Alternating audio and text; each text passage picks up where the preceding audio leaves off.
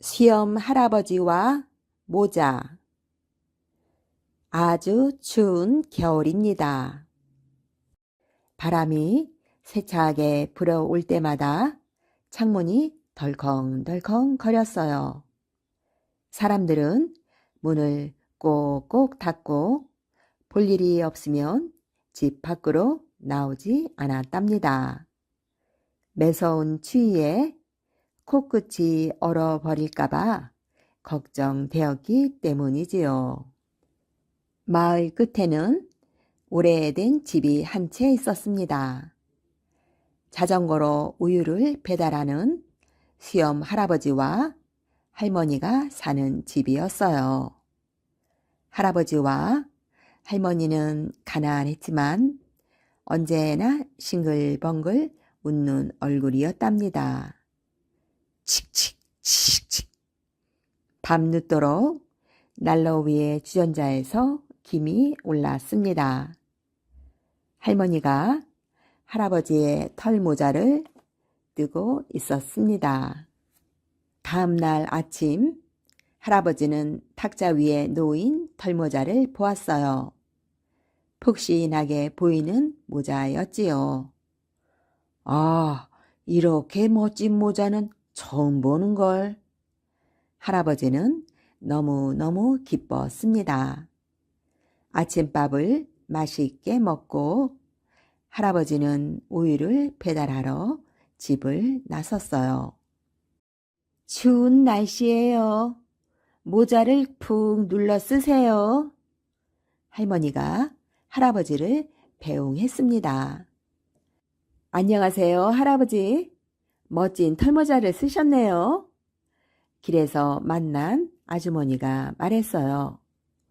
우리 집사람 솜씨요. 얼마나 따뜻한지 모르오. 할아버지는 싱글벙글하며 말했어요. 나도 저런 모자가 하나 있었으면. 사람들은 모두 할아버지의 털모자를 부러워했습니다. 할아버지는 무척 기분이 좋았어요. 아내가 떠준 내 모자 보드랍고 따뜻해 랄라랄라랄라 금모자도 은모자도 부럽지 않다네. 할아버지는 흥에 겨워 노래를 불렀습니다. 그때였어요. 쌩쌩 바람이 세차게 불어왔어요. 내 모자! 털모자가 그만 바람에 날려가고 말았어요. 털모자는 춤추듯이 날아다니다가 높은 나뭇가지 끝에 걸렸습니다. 할아버지는 나무를 힘껏 흔들어 보았어요. 하지만 나무는 꼼짝도 하지 않았어요. 쌩쌩 바람이 세차게 불어왔어요. 모자는 다시 바람에 날려갔습니다. 모자는 빵집 지붕에 얹혔습니다. 할아버지는 발을 동동 구르며 지붕만 쳐다보았어요. 할아버지, 무슨 일이세요?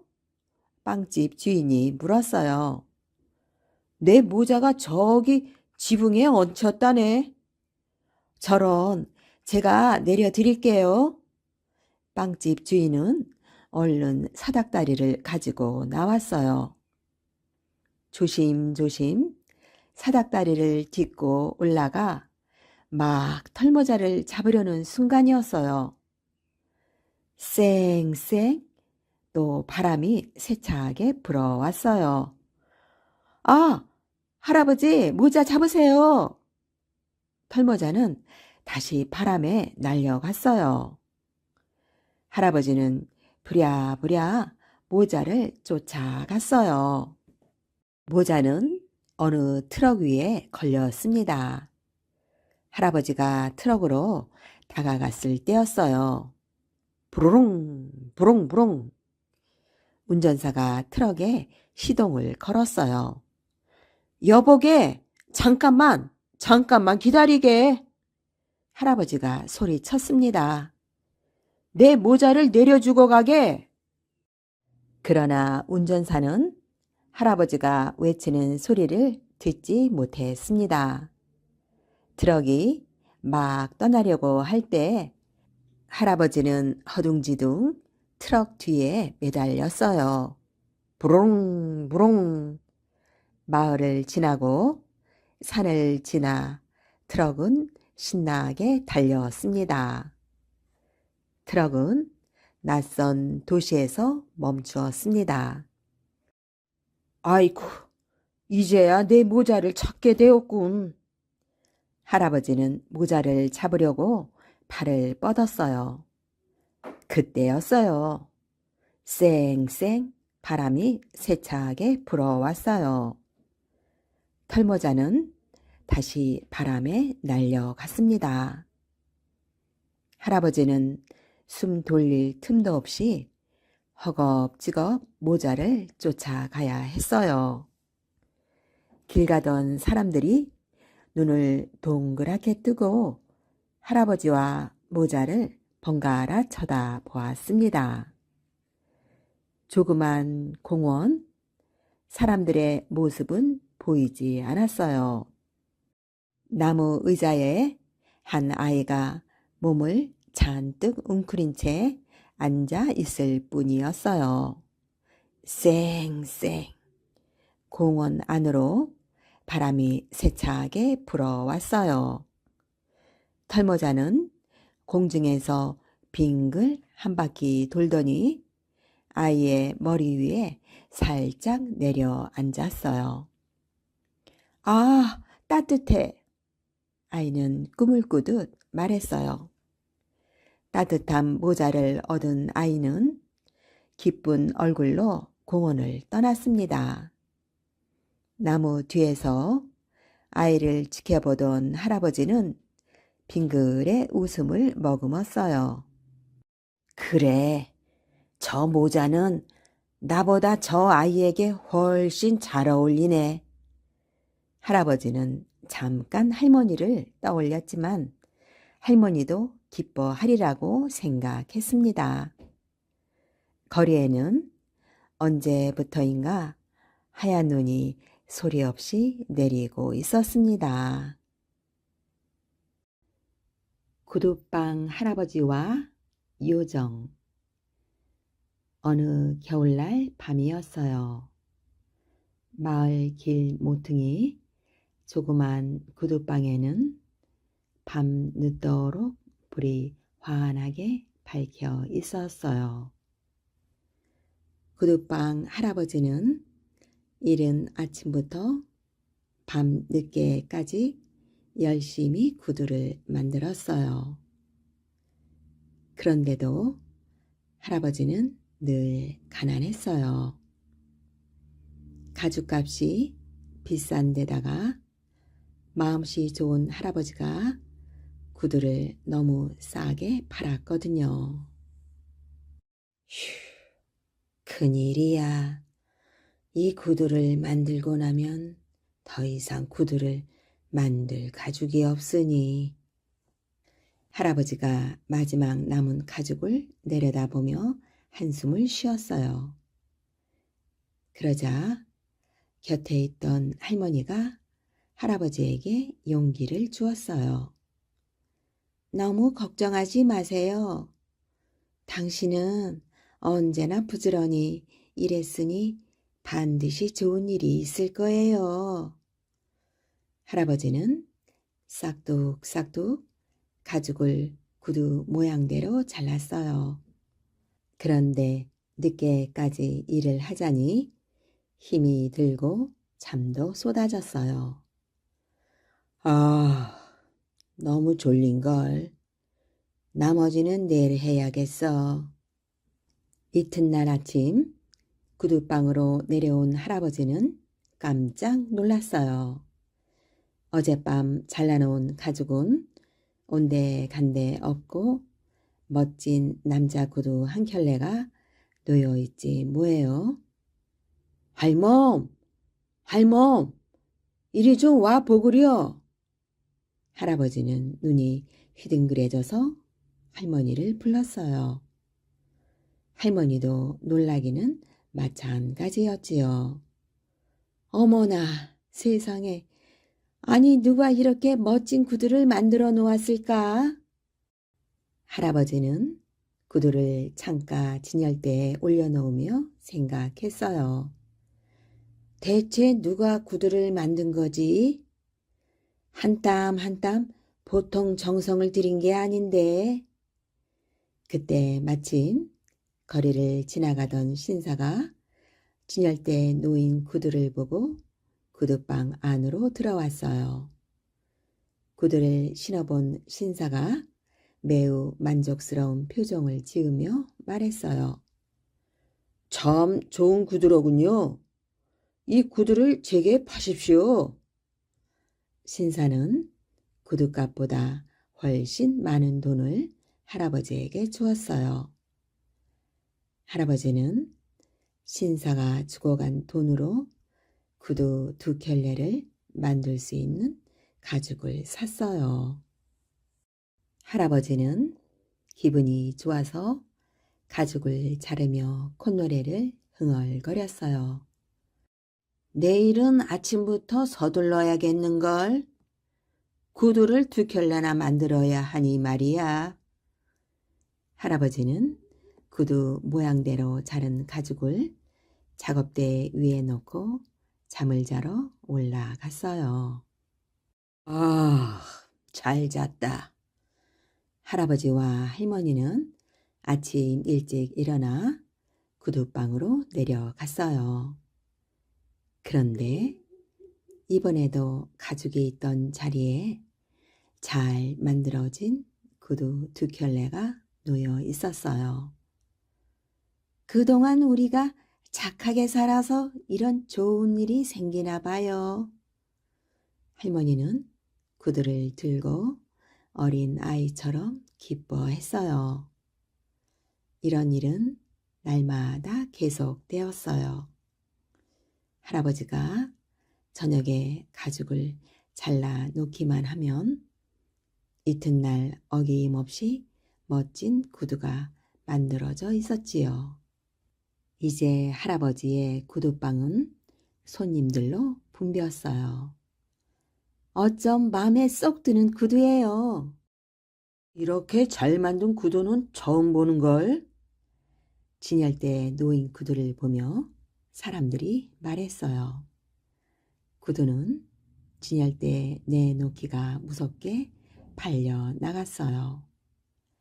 할아버지는 이제 더 이상 가죽 살 걱정을 하지 않아도 되었어요. 크리스마스를 며칠 앞둔 어느 날 밤이었어요.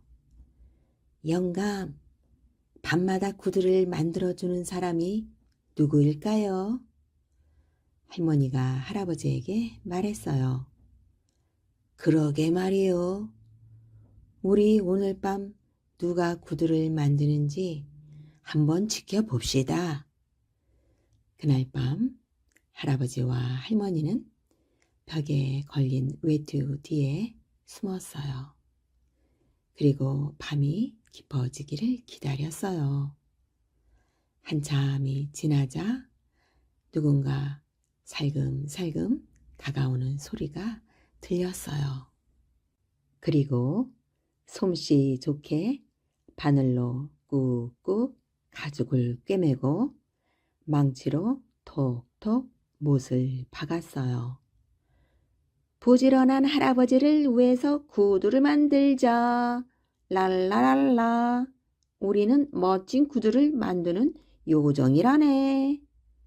노래를 부르며 흥겹게 구두를 만든 요정들은 날이 밝아오기 시작하자 서둘러 어디론가 가버렸어요. 그동안 꼬마 요정들이 우리를 위해 구두를 만들어 주었군. 한겨울에 벌거벗은 요정들이 얼마나 추웠을까. 할아버지는 요정들이 가여웠어요. 그러게요. 우리가 요정들에게 옷과 구두를 선물하면 어떨까요? 할머니가 할아버지에게 말했어요. 그래, 그게 좋겠어. 할아버지와 할머니는 요정들에게 줄 예쁜 옷과 멋진 구두를 정성껏 만들어 작업대 위에 가지런히 놓아 두었어요. 근사한 모자도 함께 말이지요. 그날 밤에도 벌거벗은 요정들이 구두방을 찾아왔어요. 오늘은 가죽이 없는걸? 그런데 웬 옷과 음식들이지? 요정들이 어리둥절해 했어요. 우리 한번 입어보자. 야, 내 몸에 꼭 맞네? 여기 구두도 있잖아. 요정들은 기뻐서 펄쩍펄쩍 뛰었어요. 둘은 멋지게 차려입고 밤새도록 맛있는 음식을 먹고 춤을 추며 즐겁게 놀았어요. 그 뒤로 요정들은 할아버지의 구두방을 찾지 않았어요. 할아버지는 부자가 되었지만 변함없이 이른 아침부터 밤 늦게까지 열심히 일했어요. 그리고 가난한 사람들에게는 돈을 받지 않고 구두를 만들어 주었어요. 할아버지가 만든 구두를 신은 사람들은 누구나 행복한 미소를 지었지요. 할아버지는 길 모퉁이 조그만 구두방에서 할머니와 함께 오래오래 행복하게 살았답니다. 큰 바위 얼굴. 뾰족뾰족 바위 산으로 둘러싸인 마을이 있었습니다. 산에는 아주 놀라운 바위가 하나 있었답니다. 사람들은 그 바위를 큰 바위 얼굴이라고 불렀습니다. 사람의 얼굴과 꼭 닮아 있었거든요. 큰 바위 얼굴은 다정하면서도 믿음직스러웠습니다. 마을 사람들은 모두 큰 바위 얼굴을 좋아했답니다. 어니스트는 매일매일 큰 바위 얼굴을 바라보았습니다. 큰 바위 얼굴이 마치 말을 건넬 것만 같았거든요. 엄마, 큰 바위 얼굴이 사람이라면 정말 다정할 것 같아요. 목소리도 멋지겠지요? 엄마는 아들을 바라보며 빙그레 웃었어요. 언젠가는 우리 마을에 큰 바위 얼굴을 닮은 훌륭한 사람이 나타날 거야. 정말이에요? 꼭 만나고 싶어요. 어린 어니스트의 마음은 쿵쿵 뛰었습니다. 어니스트는 착하고 똑똑한 소년으로 자라났어요. 그 무렵 마을에 반가운 소문이 들렸습니다. 큰 바위 얼굴이 나타났대요. 마을 사람들은 웅성거렸어요. 그 사람은 고향을 찾아온 큰 부자였어요. 그분이 우리를 도와주실 거야. 마을 사람들은 잔뜩 기대를 했답니다. 야, 오신다. 마침내 부자가 마을에 나타났어요. 큰 바위 얼굴이랑 정말 똑같아. 사람들은 소리쳤어요. 하지만 어니스트는 실망했습니다. 부자의 얼굴에는 욕심이 가득했기 때문이었지요. 부자는 가난한 사람들을 돕지 않았어요. 고작 동전 몇 개를 던져줄 뿐이었어요. 세월이 흘렀어요. 어니스트는 건장한 젊은이가 되었답니다. 여전히 그는 큰 바위 얼굴을 바라보곤 했답니다. 그때마다 큰 바위 얼굴은 이렇게 말하는 것만 같았어요. 내가 기다리는 사람은 꼭 올 거야. 어니스트는 큰 바위 얼굴이 나타나기를 손꼽아 기다렸답니다. 큰 바위 얼굴이 나타났어요. 마을에 또다시 소문이 퍼졌어요. 주인공은 바로 유명한 장군이었어요. 정말 훌륭한 사람일 거야. 마을 사람들은 또 커다란 기대를 품었습니다. 그리고 장군을 맞이하기 위해 잔치를 준비했어요. 드디어 잔치가 벌어졌답니다. 사람들은 장군을 보기 위해 너도 나도 몰려들었습니다. 금바위 얼굴이랑 똑같아. 사람들이 소리쳤어요. 하지만 어니스트는 실망했어요. 어니스트의 눈에는 전쟁에 찌든 얼굴로 보였답니다. 어니스트는 이제 나이 지긋한 성직자가 되었습니다. 사람들은 어니스트가 들려주는 이야기를 좋아했습니다. 목소리는 쩌렁쩌렁 크지 않았지만 사람들의 마음을 움직이는 힘이 있었답니다. 그쯤 또다시 소문이 돌기 시작했어요. 큰 바위의 얼굴이 나타났어요. 그 주인공은 바로 대통령을 꿈꾸는 정치가였어요. 정치가는 멋진 말을 타고 나타났어요. 사람들은 모자를 벗어 던지며 환영했답니다. 큰 바위 얼굴이랑 꼭 닮았어. 하지만 어니스트는 고개를 숙였어요. 또 아니군. 정치가는 큰 바위 얼굴과 닮은 듯 했지만 너무나 싸늘한 표정을 하고 있었거든요. 어니스트는 어느덧 백발 노인이 되었습니다. 사람들은 어니스트를 존경했어요. 힘든 일이 생길 때마다 항상 위로해주고 도와주었으니까요. 어니스트는 참 훌륭한 사람이야. 이 소문은 사방으로 퍼져나갔습니다. 그렇게 어니스트는 세상에 널리 알려졌답니다. 큰 바위 얼굴은 나타나지 않는 걸까? 어니스트는 변함없이 큰 바위의 얼굴을 기다렸습니다. 하지만 큰 바위 얼굴은 나타나지 않았습니다. 그러던 어느 날이었습니다. 책장을 넘기던 어니스트는 깜짝 놀랐답니다. 아, 훌륭한 시야. 어니스트는 아주 위대한 시를 발견했습니다. 이렇게 훌륭한 시를 쓰는 시인이라면 분명히 큰 바위 얼굴을 닮았을 거야. 어느 여름날 아침이었습니다. 한 나그네가 어니스트의 집을 방문했습니다. 둘은 주거니 받거니 서로 이야기를 나누었답니다. 정말 멋진 사람이야. 어니스트는 고개를 끄덕였습니다. 이렇게 지혜로운 사람은 본 적이 없어. 나그네는 어니스트를 보며 감탄했습니다. 도대체 이 사람이 누구지?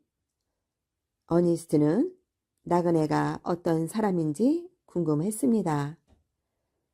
당신은 어디에서 온 누구시지요? 그러자 시인은 책장에 꽂힌 시집을 가리켰습니다. 저 책을 지은 사람입니다. 네? 어니스트는 눈이 휘둥그레졌습니다. 나그네는 바로 위대한 시를 쓴 시인이었습니다. 그러나 어니스트는 곧 슬픈 얼굴로 바뀌었습니다. 시인의 얼굴은 큰 바위 얼굴과 달랐거든요. 당신도 큰 바위 얼굴이 아니군요. 어니스트는 나지막하게 말했습니다. 제가 큰 바위 얼굴이라고 생각하셨나요? 시인은 고개를 저으며 말했습니다. 저는 큰 바위 얼굴과 비교할 수 없는 사람입니다.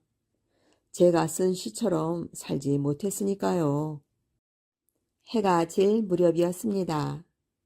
어니스트는 시인과 함께 밖으로 나갔습니다. 여느 때처럼 마을 사람들에게 이야기를 들려줄 시간이 되었거든요. 저녁 햇살을 받은 큰 바위 얼굴이 멀리 보였습니다. 어니스트는 사람들에게 이야기하기 시작했습니다. 시인은 어니스트와 큰바위의 얼굴을 번갈아 보다가 놀라운 사실을 발견했습니다. 보세요. 큰바위의 얼굴이에요. 어니스트야말로 정말 큰바위 얼굴과 똑같아요. 시인이 소리쳤습니다.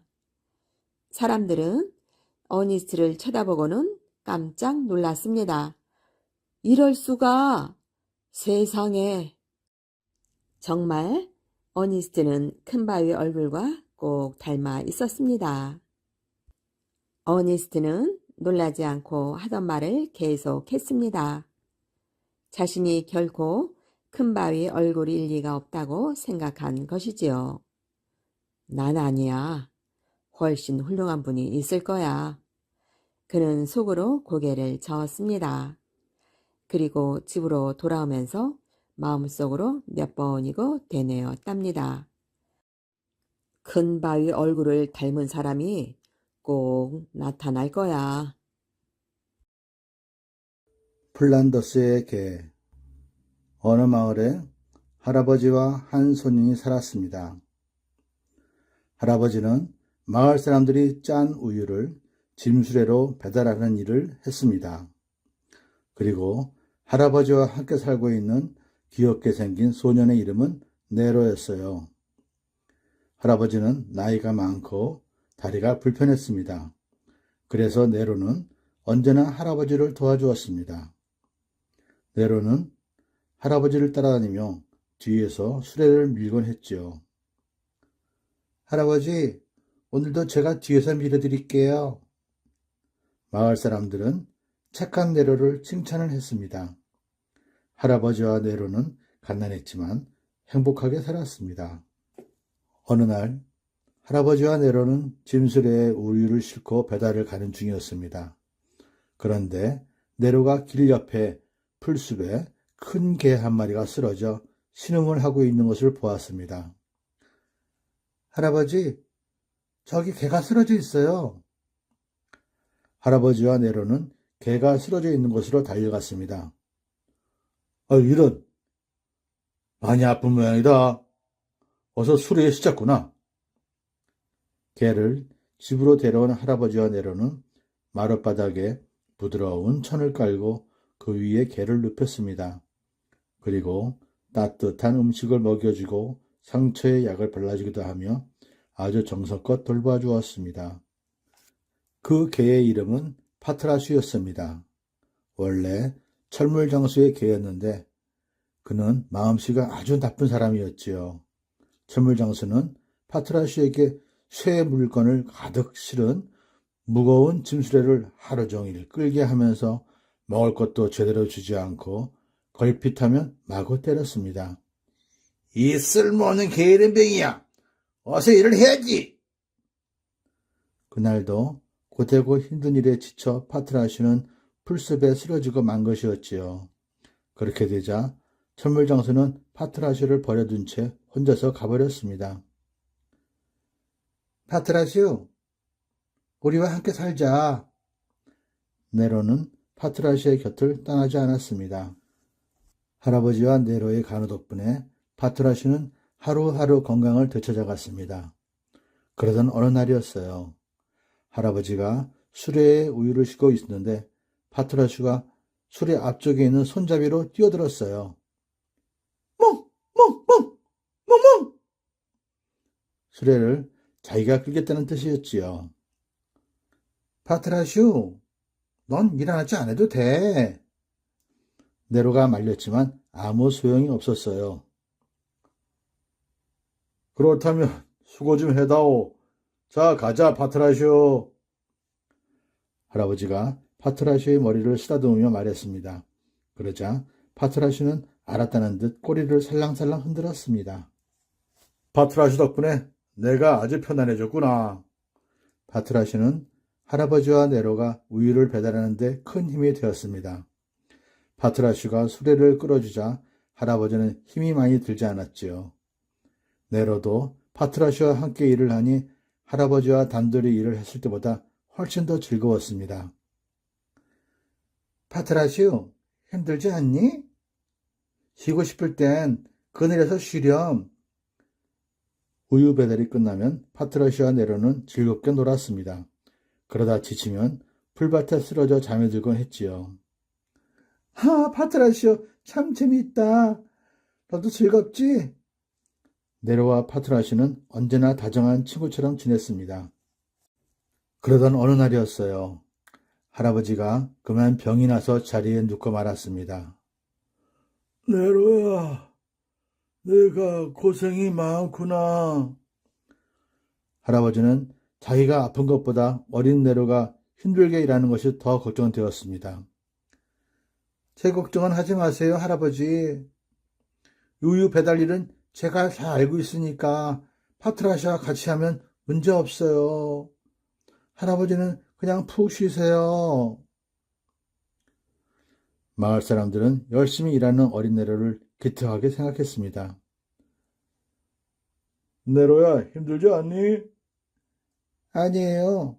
파트라샤가 있으니까 하나도 힘들지 않아요. 네로는 파트라샤와 함께 열심히 우유 배달 일을 했습니다. 네로는 우유 배달 일을 끝내고 돌아오는 길에 늘 성당 앞에서 발걸음을 멈추었습니다. 파트라슈, 나 잠깐 들어갔다 올 테니 여기서 기다려. 파트라슈는 네로가 말한 대로 성당 앞에 앉아서 기다렸습니다.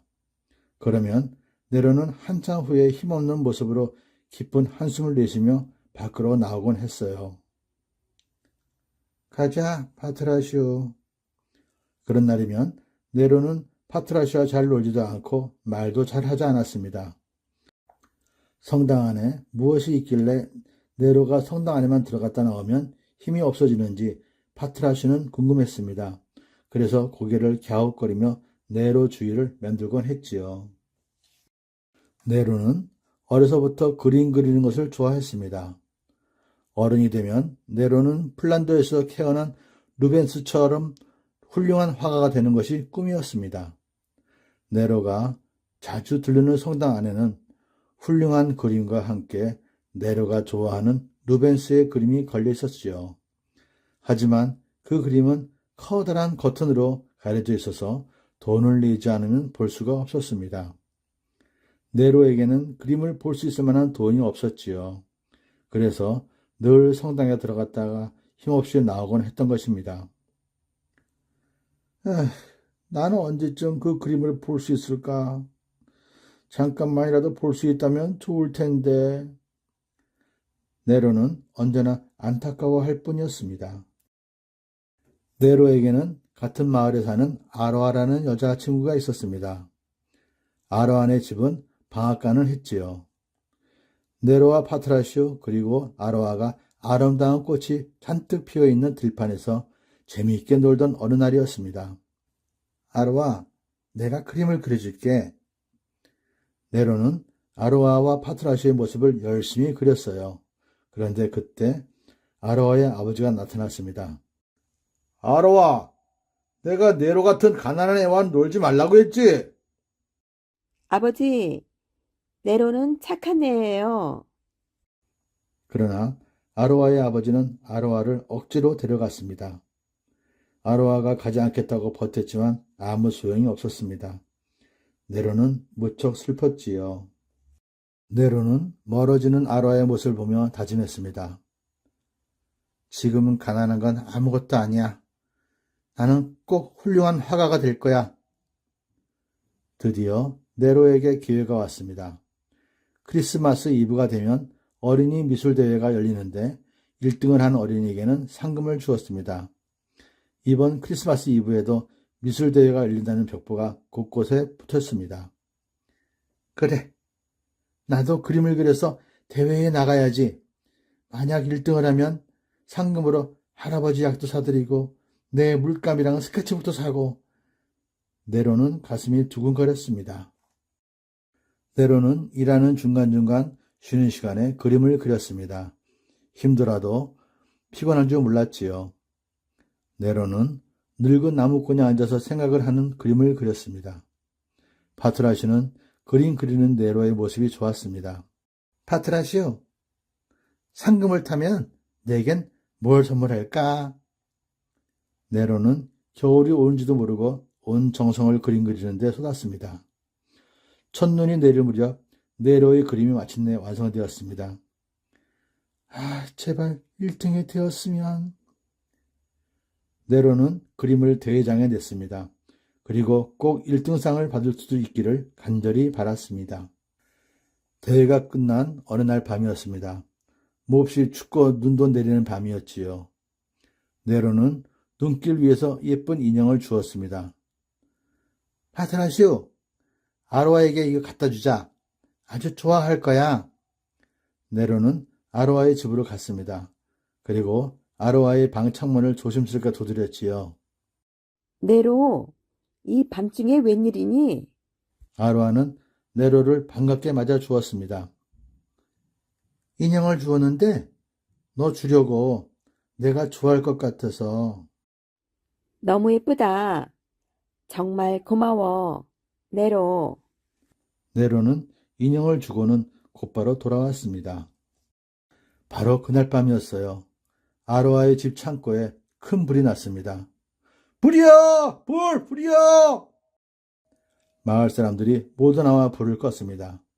네로도 불을 끄러 달려나왔지요. 그런데 아로아의 아버지가 네로를 보고 소리쳤습니다. 네가 불을 질렀지? 조금 전엔 네가 우리 집 근처에 있는 것을 본 사람이 있어. 사실대로 말해. 아니에요. 제가 그러지 않았어요. 아로아 놀지 못하게 하니까 일부러 그런 거지? 네로가 아무리 얘기를 해도 아로아의 아버지는 믿지 않았습니다. 네로는 가슴이 몹시 답답했지요.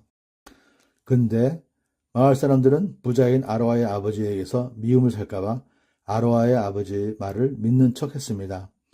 네로는 너무나 억울했습니다. 마을 사람들은 네로에게 일거리를 주지 않았습니다. 날이 갈수록 우유 배달을 맡기는 사람도 줄어들었죠. 그래서 네로의 생활은 더욱 어려워졌습니다. 이 일을 어쩌지? 할아버지의 약도 사들여야 하는데. 네로가 집집마다 돌아다녔지만 아무도 일거리를 주지 않았습니다. 파트라시오, 큰일이구나. 먹을 것도 없고 할아버지는 더 아프시니. 네로는 무척 걱정이 되었지요. 하지만 파트라시오가 있어서 위로가 되었습니다. 크리스마스가 가까워지자 모두들 들뜬 기분으로 음식과 선물을 준비했습니다. 하지만 네로의 집은 너무나 쓸쓸했습니다. 땔감도 없어 집안은 추웠고 먹을 것도 없어서 네로와 파트라시는 굶는 날이 많았습니다. 그러던 어느 날 밤이었어요. 병이 나서 자리에 누워있던 할아버지가 그만 돌아가시고 말았습니다.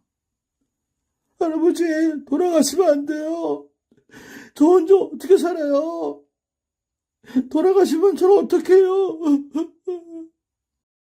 네로는 할아버지를 끌어안고 아주 슬프게 울었지요. 옆에 있던 파트라시도 끙끙거리며 슬퍼했습니다. 네로가 지쳐서 집에 돌아와도 인자하게 웃어주는 할아버지의 모습을 더 이상 볼 수 없게 되었지요. 눈이 많이 내리는 날, 네로와 파트라시는 할아버지의 장례식을 치렀습니다. 그러고 나자 네로에게는 돈이 한 푼도 남지 않았습니다. 집세도 내지 못할 형편이 되었지요. 네로는 집주인을 찾아갔습니다. 아저씨, 정말 죄송합니다. 조금만 기다려주세요. 제가 일을 해서 꼭 갚아드리겠습니다. 안 돼. 벌써 2달째나 집사가 말려 있어. 돈이 없다면 술이라도 두고 나가라. 네로가 울먹이며 서정했지만 집주인은 들은 척도 하지 않았습니다. 파트라시오, 이제 어쩌지? 네로와 파트라시는 하는 수 없이 수레를 집주인에게 주고 올 수밖에 없었습니다. 집으로 돌아온 네로는 잠을 잘 수 없었습니다. 할아버지가 계셨더라면. 집에서 나가게 되면 네로와 파트라시는 갈 만한 곳이 없었습니다. 네로는 파트라시를 끌어안고 울면서 말했습니다. 파트라시오, 이제 우리는 어떻게 살지? 갈 곳도 없는데. 파트라슈도 기운이 없었습니다. 뜬 눈으로 밤을 보낸 네로와 파트라슈는 날이 밝자마자 떠날 준비를 했습니다. 파트라슈, 이젠 이 집에 더 이상 머무를 수 없단다. 아쉽지만 우린 떠나야 해. 네로와 파트라슈는 길을 떠났습니다. 드디어 크리스마스 이브가 되었습니다. 미술 대회의 결과가 발표되는 날이 온 것이지요. 네로는 두근거리는 가슴을 안고 대회장으로 갔습니다. 파트라슈, 빨리 가보자. 1등을 하면 맛있는 걸 사줄게. 네로는 아무것도 먹지 못해 배고파하는 파트라슈가 불쌍했습니다. 벌써 많은 사람들이 대회장에 모였습니다. 어느 한 사람이 나오더니 말했습니다. 여러분, 곧 1등상을 받게 되는 그림을 보여드리겠습니다. 네로는 마음을 졸이면서 1등 그림을 보았습니다. 그런데 그것은 네로의 그림이 아니었어요. 네로는 그만 눈물이 나왔습니다. 그날 밤은 유난히 추웠습니다. 눈이 펑펑 쏟아지고 찬바람이 쌩쌩 불었습니다. 파트라슈, 난 이제 그림 그릴 자신이 없어. 뭘 어떻게 해야 할지 모르겠어. 네로와 파트라슈는 어깨가 축 처진 채 힘없이 걸었습니다. 네로에게서는 꿈도 희망도 사라졌습니다. 눈보라 속을 힘없이 걷고 있는데 갑자기 파트라슈가 지저댔습니다. 뭉뭉! 뭉뭉! 파트라슈, 왜 그래? 파트라슈는 눈 속에서 지갑 하나를 발견했습니다. 아주 돈이 많이 들어있는 지갑이었지요. 이건 아로아의 아버지 지갑이야. 몹시 찾으실 텐데 어서 갖다 드리자. 네로는 아로아의 집 앞에서 아로아를 불렀습니다. 그러자 아로아의 어머니가 나왔습니다. 아니, 네로야. 무슨 일이니? 들어오렴. 아저씨 지갑을 주었습니다. 파트라슈가 눈 속에서 찾았어요. 그리고 제발 부탁이니 파트라슈를 돌봐주세요. 며칠째 아무것도 먹지 못했어요. 네로는 파트라슈를 아로아네 집에 두고 밖으로 달려나갔습니다. 파트라슈는 네로를 따라가려고 했지만 문이 닫혀버려 나갈 수가 없었습니다. 집으로 돌아온 아로아의 아버지는 네로가 주워온 지갑을 보며 네로를 미워했던 것을 후회했습니다. 내가 착한 네로를 괜히 미워했구나. 이렇게 추운 날 어디로 간 것일까? 그때 문이 조금 열리는 것을 본 파트라슈는 아로아의 집에서 뛰어나갔습니다. 파트라슈는 네로를 찾아 여기저기 헤맸습니다. 그러다가 파트라슈는 문득 성당 생각이 나서 그리로 달려나갔습니다. 네로는 성당 마룻바닥에 쓰러져 있었습니다. 파트라슈는 네로 곁으로 가서 혀로 네로의 얼굴을 부드럽게 핥았습니다. 정신이 든 네로는 파트라슈를 힘껏 껴안았지요. 그날 밤 네로는 그렇게 보고 싶었던 루벤스의 그림을 볼 수 있었습니다. 눈이 그치고 달빛이 그림을 비춰 그림을 볼 수 있었던 것이지요. 네로는 무척 기쁘고 행복해서 눈물을 흘렸습니다. 크리스마스 날 아침이 되었습니다. 사람들은 모두 즐거운 모습으로 크리스마스 예배를 보기 위해 성당에 모였습니다. 그리고 네로와 파트라슈가 서로 부둥켜 안은 채 숨져 있는 것을 보았습니다. 아로아와 아로아의 가족도 성당에 왔다가 숨진 네로와 파트라슈를 보았습니다. 아로아의 아버지는 울먹이면서 마음속 깊이 후회했지요. 네로야, 아저씨가 잘못했다. 마을 사람들도 눈물을 흘리며 네로에게 잘해주지 못한 것을 뉘우쳤습니다. 마을 사람들은 네로와 파트라슈를 할아버지 옆에 묻어주었지요. 그리고 네로와 파트라슈가 하늘나라에서 할아버지를 다시 만나 행복하게 잘 살 거라고 믿었습니다. 알라딘의 요술램프. 먼 옛날 아라비아의 한 마을에 알라딘이라는 소년이 살았습니다. 아버지가 일찍 돌아가셨기 때문에 알라딘의 집은 가난했습니다. 그러나 알라딘은 어머니와 함께 행복하게 살고 있었습니다. 어느 날 알라딘이 친구들과 놀고 있을 때 낯선 아저씨가 알라딘에게 다가와 말했습니다. 얘야, 내가 알라딘이지? 네. 그런데 아저씨는 누구세요? 나? 나는 내 삼촌이란다. 너는 잘 모르겠지만. 그런데 알라딘 집이 어디지?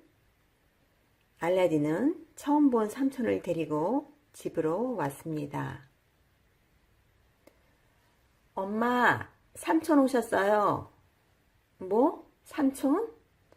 알라딘의 어머니는 어리둥절했습니다. 알라딘에게 삼촌이 있다는 말을 어머니는 들어보지 못했기 때문입니다. 알라딘, 내겐 삼촌이 없어. 그때 처음 보는 삼촌이 나서서 말했습니다. 저는 돈을 벌기 위해 오랫동안 아프리카에 가 있었지요. 그래서 형님이 돌아가신 것도 모르고 있었습니다. 그러셨어요? 알라딘의 어머니는 의아했지만 믿을 수밖에 없었습니다. 형수님, 이제 아무 염려 마세요. 저는 부자가 되었어요. 알라딘은 그를 정말로 삼촌이라고 믿었습니다. 삼촌, 우리도 이제 부자로 사는 거예요? 그래, 알라딘. 이 삼촌이 너에게도 많은 보물을 주겠다. 정말이에요, 삼촌? 고맙습니다.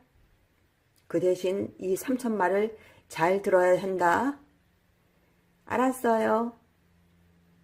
다음날 삼촌은 알라딘을 데리고 보물을 감추어 둔 곳으로 갔습니다. 그곳은 험한 골짜기를 지나가는 깊은 산속이었습니다.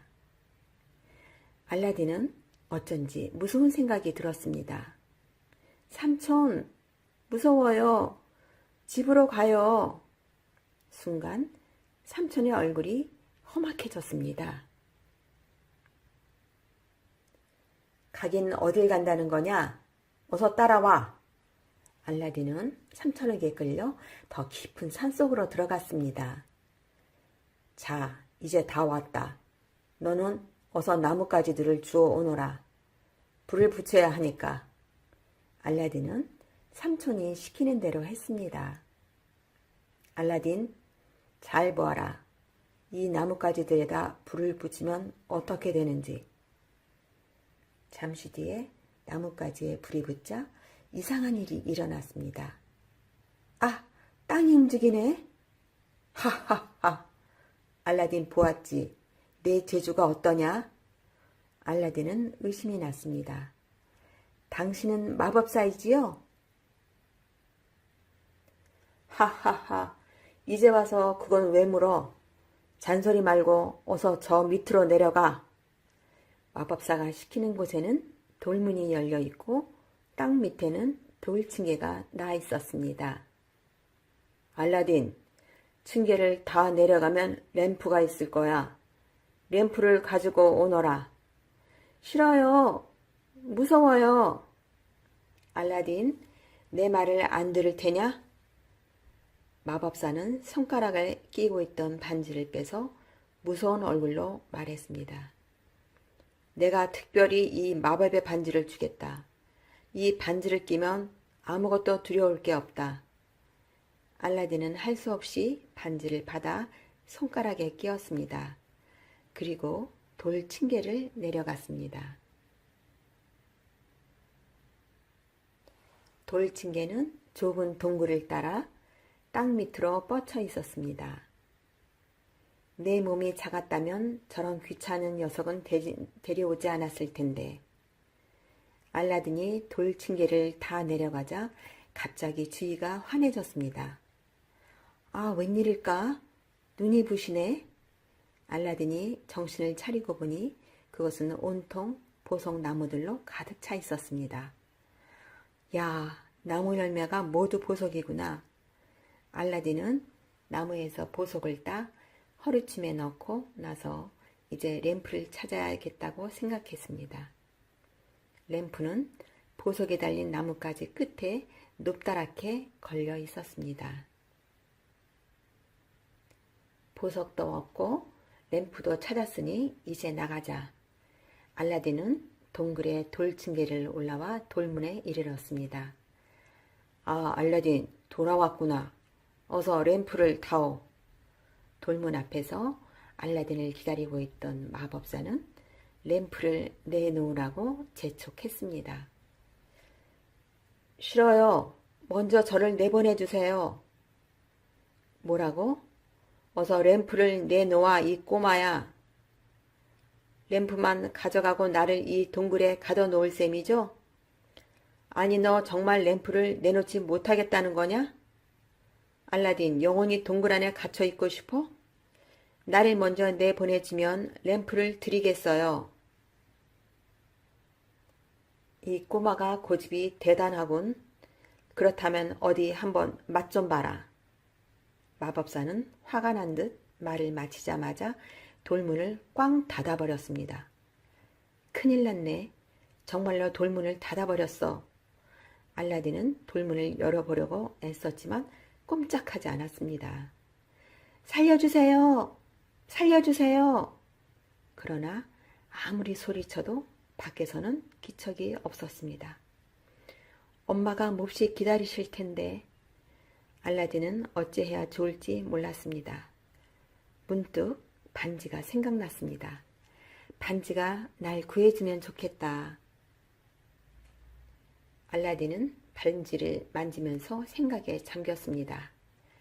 그때 갑자기 반지에서 번쩍 하는 빛이 나더니 안개 속에서 거인 한 사람이 나타났습니다. 당신은 누구예요? 저는 주인님이 끼고 계시는 반지의 거인입니다.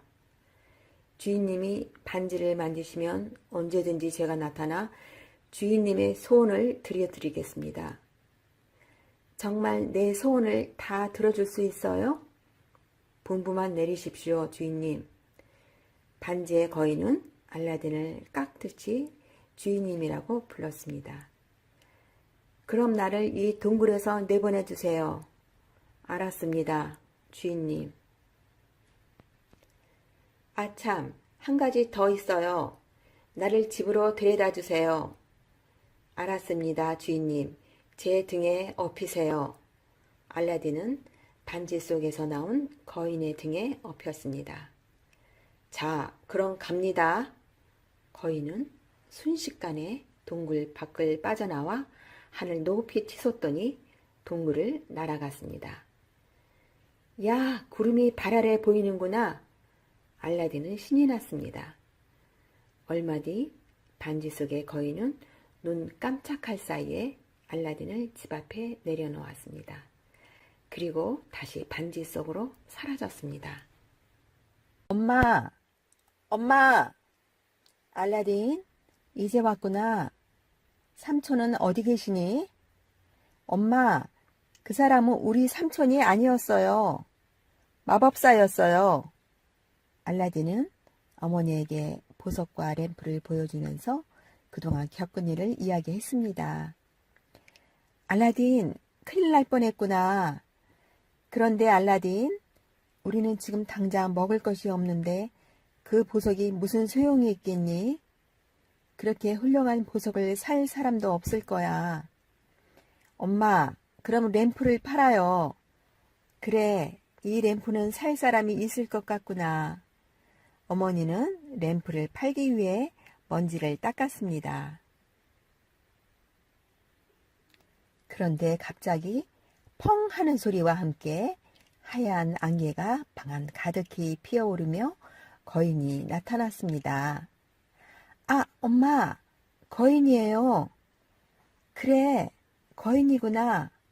하하하. 저는 램프의 거인입니다. 자, 여기 밥상을 올리겠습니다. 맛있게 드십시오. 아니, 이렇게 훌륭한 밥상은 처음 보네. 알라딘의 어머니는 너무 놀라 어쩔 줄 몰랐습니다. 무엇이든 소원이 있으면 램프를 문질러 저를 불러주십시오. 거인은 말을 마치자 순식간에 램프 속으로 사라졌습니다. 엄마, 이 램프는 마법의 램프예요. 우리는 이제 부자로 살 수 있어요. 마법의 램프라고? 네, 이 램프는 무엇이든 다 들어줄 거예요. 알라딘은 램프의 거인을 다시 불러 큰 집과 하인들을 주문했습니다. 알라딘네 집은 금방 부자가 되었습니다. 그 뒤 어느 날이었습니다. 알라딘은 우연히 거리를 산책하는 공주님을 보았습니다. 아, 정말 아름다운 공주님이구나. 저 공주님이 나의 아내가 된다면 얼마나 좋을까. 알라딘은 날마다 공주님을 생각했습니다. 하루는 더 참을 수가 없어 어머니에게 공주님을 이야기했습니다. 어머니, 저는 공주님을 사랑해요. 공주님과 결혼하고 싶어요. 뭐라고? 알라딘, 공주님과 결혼하는 일은 그렇게 쉬운 일이 아니란다. 그러니까 어머니가 임금님께 잘 말씀을 드려주세요. 알라딘의 어머니는 아들의 간절한 부탁을 듣고 할 수 없이 임금님을 찾아갔습니다. 임금님, 제 아들 알라딘이 공주님과 꼭 결혼하고 싶어 합니다. 제 아들의 소원을 들어주세요. 알라딘이 우리 공주를 사랑하고 있단 말이요? 네, 임금님. 그럼 좋소. 그러나 우리 공주의 마음에 드는 큰 성이 있어야 하오. 그런 성이 있다면 공주와의 결혼을 허락하겠소. 집으로 돌아온 어머니는 알라딘에게 임금님의 말씀을 전했습니다. 알라딘은 곧 램프 속의 거인을 불러냈습니다. 주인님, 부르셨습니까? 그래요. 나에게 임금님의 성만큼 훌륭한 성을 지어줘요. 알았습니다, 주인님. 그 말이 끝나자마자 기둥에는 보석이 박히고 화려한 창문과 돌층계가 있는 커다란 성이 지어졌습니다. 아, 정말 아름다운 성이구나. 알라딘도 임금님도 모두 성의 아름다움에 크게 감탄했습니다. 알라딘, 정말 훌륭한 성이요. 공주와의 결혼을 허락하오. 알라딘은 마침내 공주님과 결혼을 했습니다. 이러한 사실을 멀리 아프리카에 가 있던 마법사가 마법의 구슬로 지켜보고 있었습니다. 아니, 알라딘이란 놈이 아직 살아있다니. 더구나 나의 마법 램프까지 가로채가지고 가만둘 수가 없다. 마법사는 서둘러 아라비아로 돌아왔습니다. 마법사는 알라딘의 성으로 갔습니다. 알라딘, 어디 두고 보자. 나의 마법 램프를 찾고야 말겠다. 마법사는 어떻게 하면 램프와 반지를 찾을 수 있을까 곰곰이 생각했습니다. 옳지. 좋은 방법이 있다. 마법사는 램프 장수로 변장을 하고 알라딘의 성 앞에서 큰 소리로 외쳤습니다. 헌 램프를 새 램프로 바꾸어 줍니다. 그때 공주님이 큰 소리를 들었습니다. 헌 램프를 새 램프로 바꾸어 준다고? 그럼 저 램프를 바꿔야겠구나. 공주님은 알라딘의 헌 램프를 들고 밖으로 나갔습니다. 공주님은 그것이 마법의 램프라는 사실을 몰랐습니다. 새 것으로 바꿔주세요. 네, 새 것으로 바꿔드리고 말고요. 마법사는 공주님이 가지고 나온 램프가 마법의 램프라는 것을 금세 알았습니다. 성공이다. 마법의 램프는 이제 나의 것이다. 마법사는 얼른 램프를 새 것과 바꿔주었습니다. 마법의 램프를 손에 넣은 마법사는 숲속으로 달려가 마법의 램프를 문질렀습니다. 램프 속의 거인아, 알라딘의 성과 공주님을 빨리 아프리카로 옮겨다오. 네, 알았습니다, 주인님. 마법사는 공주님까지 아프리카로 데리고 갔습니다. 집으로 돌아온 알라딘은 깜짝 놀랐습니다. 이게 어찌된 일이지? 성이 어디로 사라졌나? 공주도 온데간데 없구나. 알라딘은 영문을 몰라 허둥거렸습니다. 그리고 곧바로 반지의 거인을 생각했습니다. 반지의 거인은 알고 있을 거야. 알라딘이 반지를 만지자 안개 속에서 반지의 거인이 나타났습니다. 나의 성과 공주가 어디로 사라진 거지요? 주인님, 성과 공주님은 마법사가 가져갔습니다. 뭐라고요? 그럼 빨리 이곳으로 옮겨와요. 주인님, 그건 안 됩니다. 램프의 거인이 한 일이 제가 끼어들 수가 없습니다. 그럼 나를 공주가 있는 곳으로 데려다줘요. 그러지요. 그 일은 할 수 있습니다. 반지의 거인은 알라딘을 등에 태우고 눈 깜짝할 사이에 아프리카로 날아갔습니다. 성에는 마침 마법사가 없었습니다. 알라딘은 성으로 들어가 공주님을 만났습니다. 공주, 무사했구려. 오, 알라딘 오셨군요. 공주, 시간이 없어요. 내 말을 잘 듣고 그대로 해요. 알라딘은 공주님에게 잠오는 약을 주었습니다. 공주, 마법사가 돌아오면 이 약을 술에 타 먹이도록 해요. 알았어요, 알라딘. 저녁때가 되자 마법사가 성으로 돌아왔습니다. 공주님은 마법사를 반갑게 맞았습니다. 공주, 웬일이오? 반갑게 나를 맞으니. 오늘은 제가 귀한 술을 대접하려고 해요. 하하하, 좋소. 술이라면 얼마든지 들겠소. 공주님은 잠오는 약을 탄 술을 마법사에게 따라주었습니다. 약을 탄 술을 마신 마법사는 얼마 뒤에 잠이 깊이 들었습니다. 이때 알라딘이 나타나 마법사의 품속에서 마법의 램프를 꺼냈습니다. 공주, 어서 아라비아로 돌아갑시다. 네, 알라딘. 알라딘은 마법의 램프를 문지르며 말했습니다. 램프의 거인님, 어서 나와 이 성과 우리를 아라비아로 옮겨줘요. 알라딘의 말이 끝나기도 전에 램프 안에서 거인이 나타났습니다. 알았습니다, 주인님. 다음 순간 알라딘과 공주님 그리고 성은 본래의 자리로 옮겨져 있었습니다. 공주, 이제 이 마법의 램프를 잃어버리지 않도록 합시다.